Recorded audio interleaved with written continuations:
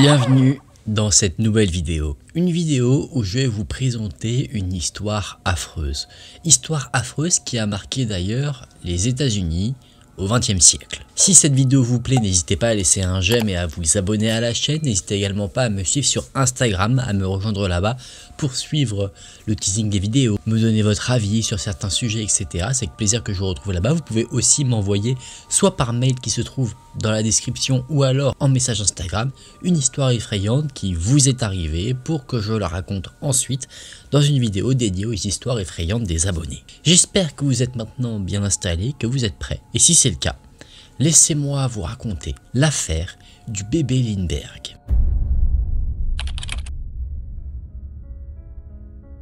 Avant qu'on se plonge pleinement dans l'affaire, je pense qu'il est bon de vous donner un peu de contexte. Charles Lindbergh est né le 4 février 1902 à Détroit dans le Michigan. Il est le fils d'un homme du même nom, Charles Lindbergh, qui lui est en politique. Cet homme était fermement opposé à l'entrée en guerre des États-Unis en 1917 durant le conflit de la Première Guerre mondiale. Une opposition qui, comme vous le savez, n'a pas marché car les États-Unis ont rejoint la bataille le 5 avril 1917. Le Charles Lindbergh qui nous intéresse, donc le fils de l'homme politique, est un homme qui a toujours été passionné d'aviation. Tellement passionné qu'il abandonne ses études dans le domaine de la construction mécanique au cours de l'année 1922. Il décide de passer son brevet de pilote et une fois son diplôme obtenu, il offre ses services de pilotage afin de réaliser des baptêmes de l'air pour les personnes qui le souhaitent. Si vous ne savez pas ce qu'est un baptême de l'air, c'est tout simplement le fait de prendre l'avion pour la première fois. Charles Lindbergh, en parallèle des baptêmes de l'air qu'il propose, reçoit une formation de la part de militaires américains. Convaincu par cette expérience enrichissante, il s'engage au sein de l'US Air Mail, un service qui consiste à livrer du courrier par avion. Mais pourquoi cet homme est si important? Il faut savoir que Charles Lindbergh a acquis une très grande notoriété grâce à un fait marquant. Le 20 et 21 mai 1927, il traverse l'Atlantique, c'est-à-dire qu'il fait New York-Paris à bord de son avion, le Spirit of Saint-Louis, mais sans s'arrêter une seule fois. Une traversée qui lui aura quand même pris 33 heures et 30 minutes et qui est une grande première. Cet exploit lui fait gagner un prix, le prix Orteig, un prix qui avait été créé par un propriétaire d'hôtel, Raymond Orteig, pour celui qui pourrait réaliser une connexion entre New York et Paris sans s'arrêter une seule fois. Chose qui a été réalisée, comme je vous l'ai dit, par Charles Lindbergh. C'est un exploit parce que d'autres personnes autres que Charles Lindbergh se sont essayées justement à réaliser cette prouesse, mais à chaque fois sans succès. Charles Lindbergh est bel et bien le premier homme à avoir réussi la traversée de l'Atlantique sans s'arrêter. Charles Lindbergh a également reçu un autre prix, le prix de l'Aigle Royal à tête blanche d'Amérique, qui lui offrait une récompense monétaire, une récompense de 25 000 $. Il n'y a pas eu que des prix ou de l'argent qui a été offert à Charles Lindbergh. Il a aussi gagné une énorme notoriété. Il faut bien savoir qu'à ce moment-là, le pilote est devenu un héros national. Ce héros national était également un homme extrêmement altruiste. Il s'est servi de sa fortune et de sa notoriété pour mettre en avant diverses causes, notamment celle du développement de l'aviation commerciale. Vous vous demandez peut-être pourquoi je vous décris autant cet homme. Il se trouve que le sujet principal de cette affaire n'est pas lui-même directement, mais son premier enfant. Je pense qu'il était important de vous expliquer qui était Charles Lindbergh, le pilote, un héros national, car l'affaire qui est le sujet de la vidéo est une affaire qui a touché littéralement tout un pays. Passons maintenant à la femme de Charles Lindbergh, Anne Morrow Lindbergh, qui elle aussi, comme son mari, était une aviatrice. Elle est née le 22 juin 1906 à Englewood, dans le New Jersey. Elle était la fille d'un diplomate et d'une femme de lettres. C'est en 1927 qu'elle a rencontré son mari, Charles Lindbergh, alors qu'il faisait une tournée suite à sa prouesse, à sa traversée triomphale dans la ville de Mexico, là où le père d'Anne Morrow Lindbergh, le diplomate, exerçait son activité. C'est Charles lui-même qui a appris à Anne à piloter. C'est devenu une réelle passion pour cette femme et, comme son mari, elle aussi a marqué l'histoire. Elle est la première femme à avoir obtenu sa licence de pilote de planeur. En couple, Anne et Charles ont réalisé une nouvelle traversée de l'Atlantique, battant le record initialement établi par Charles lui-même. Un surnom leur a été donné, en lien avec tout ce qu'ils ont réalisé, le couple du ciel. Nous avons donc là deux héros nationaux, en couple, des stars du pays qui ont tous deux réalisé des exploits absolument fantastiques. Ils se sont mariés en 1929 et un an plus tard est né leur premier enfant, Charles Junior, à la date du 22 juin 1930. Une famille heureuse qui avait tout pour vivre une vie des plus joyeuses, mais qui a vu son destin complètement basculer.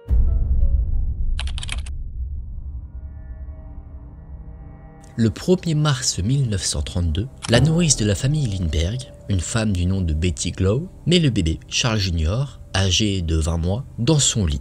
Elle fixe bien la couverture pour être sûre qu'elle ne s'enlève pas avec les mouvements que le bébé pourrait avoir pendant la nuit. Aux alentours de 21h30, Charles Lindbergh, le pilote, qui était au rez-de-chaussée, entend un bruit. Ce bruit ne l'intrigue pas plus que ça, il présume que c'est en fait une caisse remplie d'oranges qui s'est brisée dans la cuisine. À 22h, la nourrice Betty Glow se rend dans la chambre du jeune garçon, Charles Junior, pour voir si simplement tout va bien. Mais elle constate que l'enfant n'est plus dans son lit. Elle demande donc à Anne Lindbergh, la mère du jeune garçon, qui vient de sortir de son bain, si le jeune garçon est avec lui. Question à laquelle elle répond par la négative. La même question est posée à Charles Lindbergh et lui aussi répond que le jeune garçon n'est pas avec lui. Inquiet, Charles Lindbergh se précipite dans la chambre de son fils et il remarque de lui-même que son fils a disparu.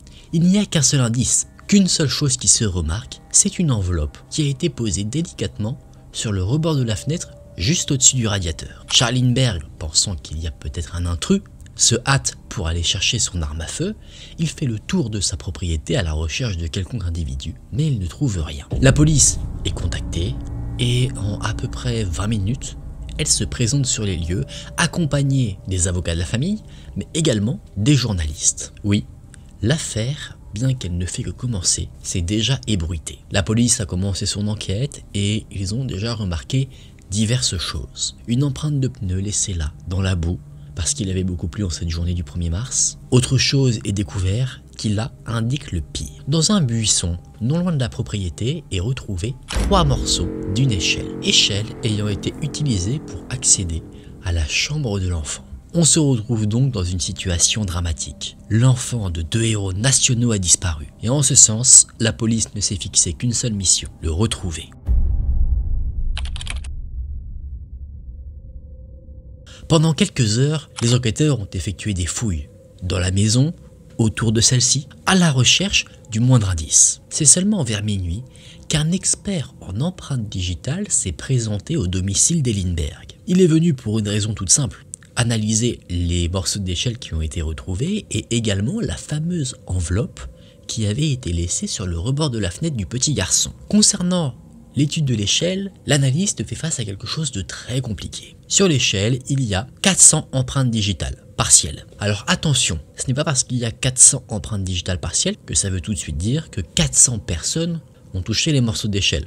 Non, une personne peut avoir touché l'échelle à un endroit avec le pouce, à un autre endroit avec l'index, et une autre personne avec le pouce, etc., etc. Ça peut être beaucoup moins, mais c'est un nombre qui est assez énorme.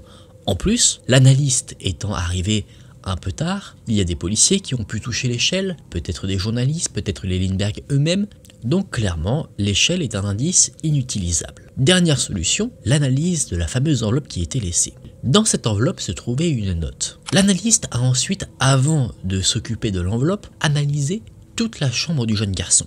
Et il a fait une constatation très étrange. Dans la chambre, il n'y avait absolument aucune empreinte. Et quand je vous dis qu'il n'y avait aucune empreinte, ça ne veut pas dire qu'il n'y avait pas d'empreinte de personnes inconnues qui permettraient d'établir qui aurait enlevé le jeune garçon. Non, il n'y a pas d'empreinte de la nourrice, pas d'empreinte des Lindbergh, pas d'empreinte du jeune garçon, l'empreinte d'absolument personne, comme si la pièce avait été nettoyée au moment de l'enlèvement du petit garçon. Ou alors, comme si cette fameuse pièce, la chambre de Charles Lindbergh Jr., n'avait jamais été utilisée, ce qui est, selon les faits, totalement illogique, sachant que le petit garçon avait été mis au lit ce soir-là. Donc, la seule et unique piste qui nous reste, c'est l'enveloppe qui a été laissée sur le rebord de la fenêtre. Cette enveloppe contenait une note, et sur celle-ci, il y avait écrit la chose suivante. « Cher monsieur, ayez 50 000 $ prêts, avec 25 000 $ en billets de vin 15 000 $ en billets de 10 et 10 000 $ en billets de 5. Dans à peu près 4 jours, nous vous informerons où déposer l'argent. Nous vous mettons en garde, ne rendez rien public ou n'informez pas la police. L'enfant est entre de bonnes mains. Les indications pour toutes les lettres sont signature et 3 trous. Oui, la fin de la lettre est assez particulière. La personne qui l'a rédigée a réellement marqué signature et 3 trous. C'est incompréhensible, effectivement. Je vous l'ai lu volontairement telle qu'elle a été écrite, en tout cas je l'ai traduite littéralement. Sur cette lettre, il y avait un bon nombre de fautes d'orthographe, des fautes de grammaire, et autre détail assez intrigant. En bas de la note, il y avait un trou fait au milieu d'un cercle rouge, et d'autres trous se trouvaient en dehors des cercles, comme si quelqu'un n'avait pas signé d'une signature classique, mais avec une sorte de logo ou de symbole. Très rapidement, la nouvelle de l'enlèvement de Charles Lindbergh Jr. s'est répandue. Beaucoup de personnes se sont rendues au domicile des Lindbergh, des personnes considérées comme influentes, que ce soit des héros de la Première Guerre mondiale, des colonels de l'armée, des personnes en soi importantes qui vont composer entre guillemets un groupe dirigé par Charles Lindbergh lui-même.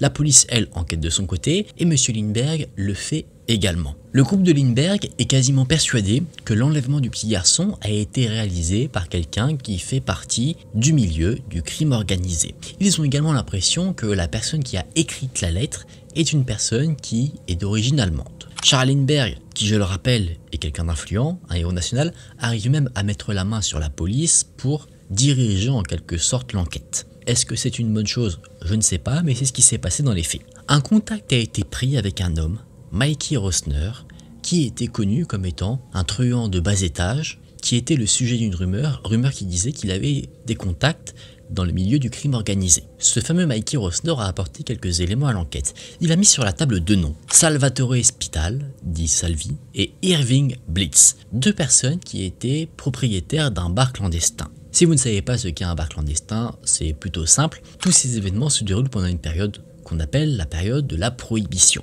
Une période de l'histoire où on avait arrêté la vente d'alcool. Et donc des bars se sont créés proposant de vendre des alcools de manière totalement clandestine, c'est-à-dire illégale. Quelque chose qui faisait le lit pour des hommes dangereux comme des mafieux, qui arrivaient justement à créer des business en créant ce type d'établissement. Sauf que, malgré la divulgation de ces 2 noms, il se trouve qu'il y avait en quelque sorte un couac. Lindbergh s'est rapproché de ces 2 personnes qui apparemment faisaient partie du crime organisé pour essayer d'en savoir plus, mais il se trouve qu'en fait, ces 2 hommes étaient en lien avec un journal, le Daily News. Ce journal les avait missionnés pour essayer d'apprendre le plus de choses sur l'enquête qui était en quelque sorte confidentielle pour essayer d'avoir le scoop le plus rapidement possible, avoir des noms, des coupables avant tous les autres journaux et ainsi vendre plus de journaux, avoir en soi l'exclusivité. Donc l'aspect confidentiel de l'enquête ne l'est pas resté très longtemps. Les avancées ont été révélées, les maigres avancées évidemment, et d'ailleurs le fait que tout le monde puisse un peu voir comment avancer l'enquête, ça a fait que certaines grandes figures du crime organisé se sont proposées pour aider les Lindbergh à retrouver leur enfant et le coupable qui a commis cet acte totalement ignoble, le kidnapping d'un enfant. Par exemple, Al Capone, rien que ça, s'est proposé d'aider les Lindbergh et il a dit qu'il serait bien plus efficace en liberté qu'en prison pour mener à bien cette tâche. Évidemment, on a totalement refusé d'utiliser Al Capone pour retrouver le jeune garçon. L'affaire est même arrivée aux oreilles du président de l'époque, Herbert Hoover, qui a dit, étant donné qui était touché par cette affaire, c'est-à-dire les Lindbergh, des symboles nationaux, que le FBI serait impliqué, ou en tout cas le service qui est devenu le FBI, chose qui n'était pas habituelle du tout, car ce type de disparition, ce type de crime, est logiquement considéré comme un crime local. Mais là, au vu de ceux qui sont touchés, l'ancien FBI est mis sur le coup. Et si besoin est, d'autres services gouvernementaux peuvent être mis sur l'affaire afin d'y mettre un terme et de démêler tous les fils qui composent les nœuds de ce mystère. D'ailleurs, voulant motiver la population à participer à cette enquête qui prend donc une ampleur maintenant nationale, une récompense est offerte, récompense mise en place par un haut fonctionnaire de 25 000 $. Les Lindbergh ajoutent 50 000 $ à cette récompense issue de leur fortune personnelle. On est dans la période de la Grande Dépression, donc avoir une récompense de 75 000 $ pour retrouver l'enfant disparu des Lindbergh, c'est une somme littéralement astronomiques. Je vais vous faire un comparatif qui n'est peut-être pas très bon, mais comme ça vous avez un peu une idée du ressenti que peut avoir la population. C'est comme si on apprenait aux informations qu'il y avait une récompense de 20 millions d'euros qui a été proposée pour retrouver un enfant. C'est quelque chose qui motive énormément et qui pousse les gens à s'impliquer dans cette affaire et à mener des recherches. L'enquête n'avance pas trop, jusqu'au moment où une seconde lettre est reçue par les Lindbergh. On identifie cette lettre comme étant du même auteur que la première, car elle porte le même symbole. Cette lettre contenait une nouvelle demande de rançon, et les Lindbergh ont fait une erreur. De base, la police voulait étudier la lettre, mais plutôt que de la confier à la police, les Lindbergh l'ont plutôt confiée à Mikey Rosner, le fameux bandit de bas étage, sauf que lui a confié la lettre à ses associés, les deux fameux propriétaires du bar clandestin, qui eux ont à leur tour confié la lettre au journal, le Daily News. Quelqu'un l'a photographiée pour la publier par la suite. En très peu de temps, des exemplaires de cette fameuse lettre ont été vendus pour une somme modique et beaucoup ont essayé de réaliser des copies, non pas de la lettre qui avait été photographiée, mais de créer des nouvelles demandes de rançon à l'attention des Lindbergh pour essayer de se faire de l'argent sur cette affaire bien tragique. Et effectivement, certains n'ont absolument aucune morale. C'est à partir de ce moment-là que toutes les lettres reçues par les Lindbergh leur demandant de l'argent ont été considérées comme suspectes. Une autre lettre encore est envoyée aux Lindbergh et celle-là, on pense qu'elle est en lien avec l'affaire. Ça ne semble pas être une sorte de contrefaçon. Il semblerait que la personne qui envoie les lettres aux Lindbergh les envoie de Brooklyn.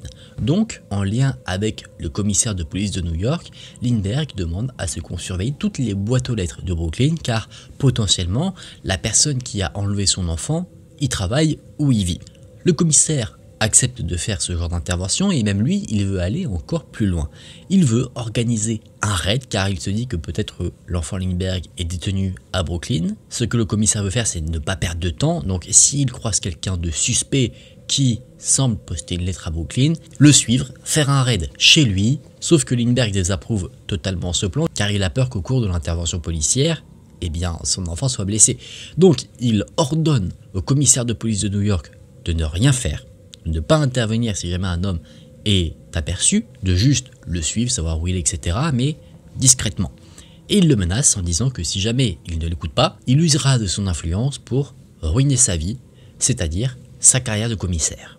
Donc, suite à ces menaces, le commissaire décide de faire ce que Lindbergh lui a demandé. Une autre lettre est reçue par les Lindbergh. Une lettre où cette fois-ci, les kidnappeurs disent que, sachant que la police est impliquée, la rançon augmente. Maintenant, il faut donner 70 000 $.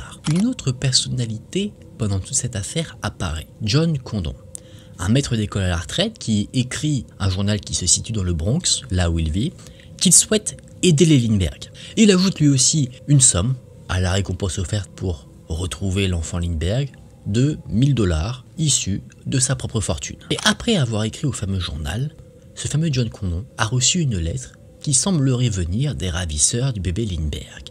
Il y avait le même symbole, celui qui était sur les autres lettres, et dans cette lettre, apparemment, les ravisseurs autorisaient John Condon à être l'intermédiaire entre eux et les Lindbergh. John Condon a donc réussi à organiser une rencontre avec les présumés ravisseurs. Cette rencontre a eu lieu dans un cimetière et il dit qu'il a rencontré quelqu'un qui était resté dans l'ombre, qui disait s'appeler John, qui parlait avec un accent qui laissait paraître qu'il venait de l'étranger. Et cet homme de l'ombre a dit que le petit Lindbergh était bien portant, en sécurité et qu'il était gardé sur un bateau par les autres membres de son organisation. Néanmoins, cet homme de l'ombre a également ajouté que si les Lindbergh ne se pressaient pas, ils ne pouvaient pas assurer la survie de l'enfant. Évidemment, des doutes subsistent. Donc, ce qu'a demandé John Condon, donc la personne qui a rencontré le ravisseur, c'est de prouver que le petit garçon est bien avec lui. Et effectivement, quelque chose a été envoyé en guise de preuve. Ce qui a été envoyé à John Condon, c'est un morceau du pyjama du petit garçon. Cet élément a été montré à Charles Lindbergh et il a confirmé que ce morceau de pyjama appartenait bien à son enfant. Étant sûr et certain maintenant que l'enfant est aux mains des ravisseurs que John Condon a contactés, Charles Lindbergh lui dit d'organiser une rencontre afin de donner l'argent et de récupérer son enfant. L'intermédiaire contacte donc au travers des journaux le dit ravisseur en disant que l'argent est prêt, qu'il n'y aura pas de policiers, pas de service secret et qu'ils pouvaient se rencontrer là où ils se sont vus la dernière fois. Comme ça, le lieu reste secret. Un mois après l'enlèvement du petit, le 1er avril 1932, John Condon reçoit une nouvelle lettre des ravisseurs. Ils disent qu'ils sont prêts à faire l'échange. L'argent fut déposé dans une boîte faite de manière artisanale afin de pouvoir l'identifier si jamais elle est ressortie quelque part. Il n'y avait pas forcément que des billets, il y avait également des certificats, donc en gros c'est des papiers où on va en banque pour retirer l'argent. Le but de ça, et de pas mettre de l'argent directement, c'était de pouvoir identifier qui allait retirer l'argent pour ensuite arrêter les personnes qui allaient faire ce retrait. Les numéros de série des billets ont aussi été enregistrés, donc on ne comptait pas faire l'échange et laisser l'affaire ensuite couler, on voulait vraiment retrouver les personnes qui avaient réalisé le kidnapping. Le soir du 2 avril, un chauffeur de taxi, on ne sait pas qui c'est, a transmis un message à John Condon. Ce chauffeur de taxi a pris l'argent et il a dit que le bébé Lindbergh était sous la garde de femmes et qu'il serait prochainement remis auprès de sa famille.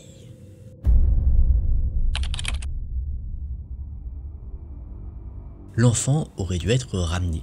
De quelle manière, on ne le sait pas.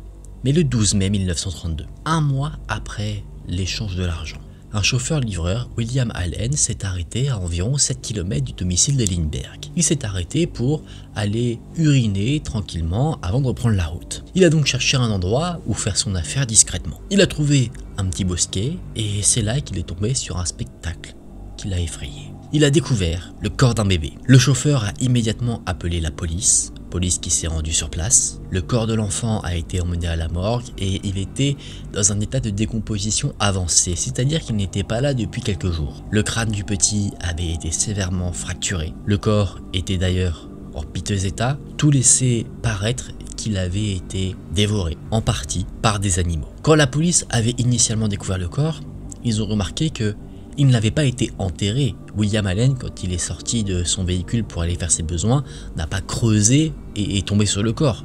Non, le corps était partiellement dissimulé, comme si quelqu'un avait laissé le corps de l'enfant ici à la va-vite pour partir précipitamment. C'est la nourrice de Charles Lindbergh Jr., Betty Glo, qui a identifié la dépouille comme étant celle de l'enfant qui avait disparu. L'analyse du médecin légiste a montré que le petit garçon avait perdu la vie suite à un coup violent derrière la tête. Charles Lindbergh a lui aussi identifié son enfant. Il n'y a aucun doute possible. La dépouille retrouvée est bien celle du petit Lindbergh. C'est un événement qui a choqué le pays. Choqué à tel point que ça a eu des impacts sur certaines lois, sur la législation. C'est à ce moment-là que les enlèvements sont devenus des crimes fédéraux. C'est-à-dire que le FBI était automatiquement impliqué dans chaque cas d'enlèvement.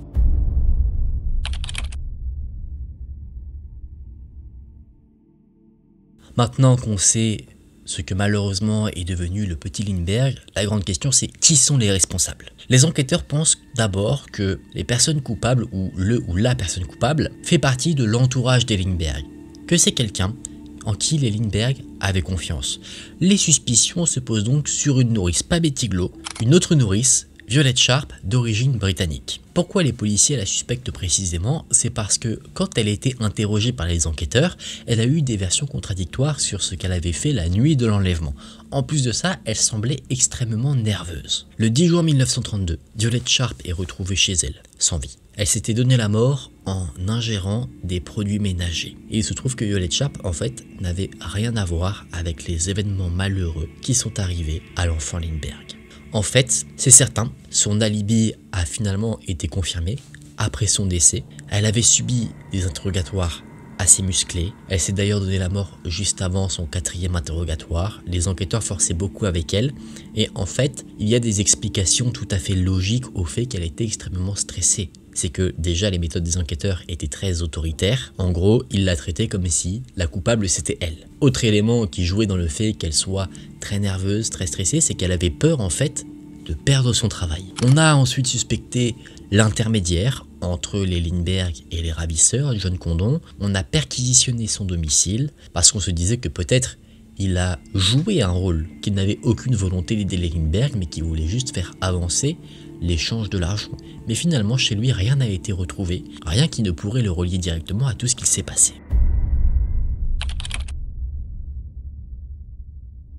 L'affaire ne s'est pas tassée, mais elle n'a pas avancé, jusqu'à 2 ans après le décès du petit Lindbergh. Le 18 septembre 1934, quelque chose permet d'avancer un petit peu. Vous vous rappelez, je vous ai dit que la rançon n'était pas uniquement composée d'argent, mais également de certificats qu'on devait utiliser en banque pour retirer là-bas de l'argent. Et un des certificats a été utilisé. Il a été utilisé comme paiement dans une station-service. La personne qui a fait cette constatation, la personne en charge de la station-service, a immédiatement fait un lien car il était en soi plutôt inhabituel de payer quelque chose avec les fameux certificats. Généralement, on allait plus en banque prendre de l'argent et ensuite on payait plutôt que les donner directement à la personne en guise de paiement.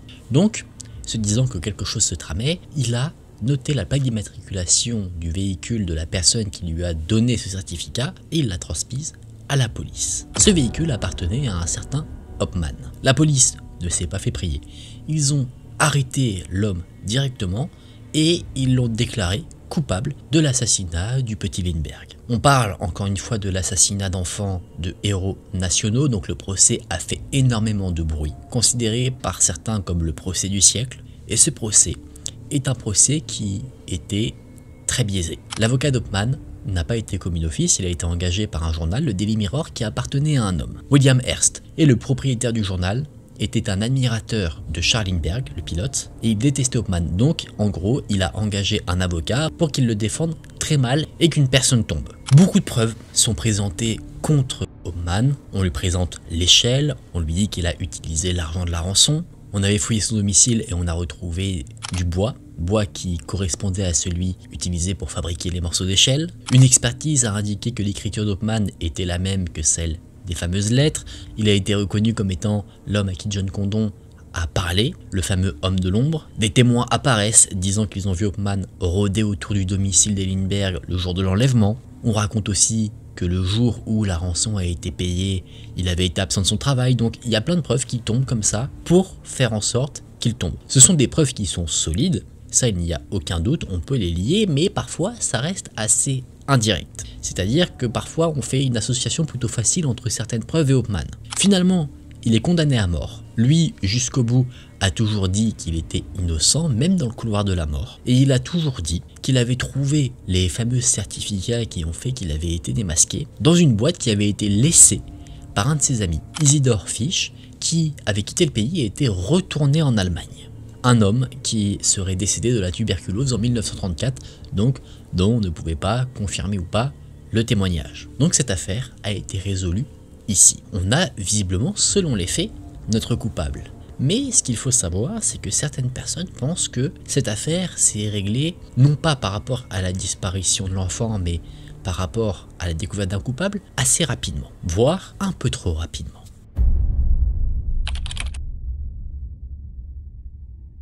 Cette affaire est une affaire qui a éveillé quelques théories. Une des théories que j'ai pu retrouver indique que certains pensent que c'est Charles Lindbergh, le pilote, qui a tué son propre fils par accident. Et voulant couvrir cet accident, il aurait inventé toute cette histoire de kidnapping. Il l'aurait alimenté à l'aide des personnes qui se sont rendues chez lui, les fameux héros de la guerre, les personnes influentes, pour justement crédibiliser la chose. Autre théorie qui, je trouve, a du sens, mais ce qui ne peut pas dire que ce qui est raconté dans les faits est faux, attention, c'est que la justice a décidé de, en quelque sorte, bâcler le procès de Hopman pour mettre un terme à l'affaire Lindbergh rapidement parce que ça avait fait beaucoup de bruit et il fallait qu'il y ait une fin à justement cette affaire. Donc, ça ne veut pas dire que Hopman n'était pas responsable, mais on va dire qu'ils n'ont pas pris forcément tous les aspects de l'enquête. Ils se sont dit, on a les preuves, on lui associe tout sur lui et comme ça, on le condamne à mort, on a notre coupable, c'est terminé. C'est quelque chose qui est possible. Autre théorie, Hopman n'a rien à voir dans la disparition et la mort du petit garçon. C'est son fameux ami, Isidore Fisch, qui est responsable et qui n'a donc jamais payé pour ses crimes, car apparemment, Hopman était décrit comme un père et un mari tout à fait attentionné, qui était très sympathique.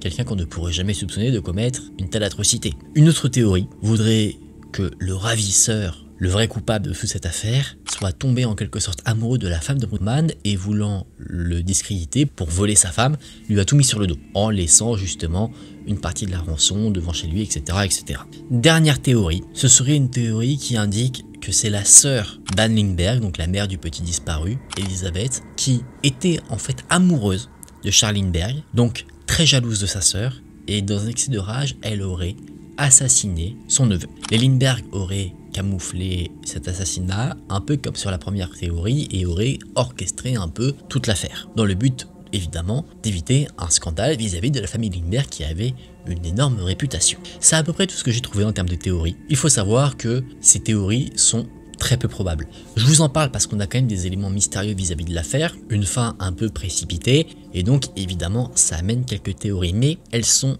très peu crédible. L'histoire principale, qui est d'ailleurs relatée par le FBI, c'est que ce qui s'est passé, l'histoire officielle, c'est ce que je vous ai raconté du début de la vidéo jusqu'à la partie théorie. Les théories ne sont pas du tout prises en compte dans tout cela. Donc officiellement, et c'est cette histoire-là qui prime, Hoffman est le responsable, le coupable de la mort du petit Lindbergh et a été arrêté et mis à mort pour cette raison. Et voilà les amis, on en a fini pour cette histoire assez fascinante, très particulière, pleine de rebondissements. Une histoire tragique bien évidemment, et ce qui est fou dans cette histoire, c'est que le ravisseur a continué de jouer avec les Lindbergh, à leur demander de l'argent, alors qu'en réalité, le petit, lui, est probablement en fait décédé au moment de son enlèvement. Donc toute l'histoire de le petit est en sécurité, etc., c'est du vent. Je trouve ça absolument horrible. Peut-être que cette histoire, chez certains d'entre vous, vous a parlé. Effectivement, c'est une histoire qui a grandement inspiré un livre et également des films adaptés des livres en question. Ça a inspiré le livre d'Agatha Christie, Le crime de l'Orient Express, enquête du célèbre enquêteur Hercule Poirot. Film qui a d'ailleurs été adapté. Alors moi j'ai vu la version la plus récente et je trouve que bien que ce soit de la fiction, ça reprend bien l'histoire de la famille Lindbergh. Je trouve que c'était très bien fait, donc si jamais vous voulez voir une version un peu fictive de cette histoire, je vous conseille le film, il est vraiment super cool. J'espère que cette vidéo vous a intéressé, j'espère même que vous avez peut-être appris des choses. Si vous avez passé un bon moment, n'hésitez pas à laisser un j'aime, n'hésitez également pas à vous abonner à la chaîne, sachez que ça me soutient énormément, donc je remercie tous ceux qui le feront. Je vous laisse de nouveau mon Instagram juste ici, HakenTV, si vous souhaitez me rejoindre là-bas. Merci d'avoir regardé la vidéo jusqu'à la fin. Moi je vous dis à très vite dans une prochaine vidéo, prenez soin de vous, c'était Haken, salut!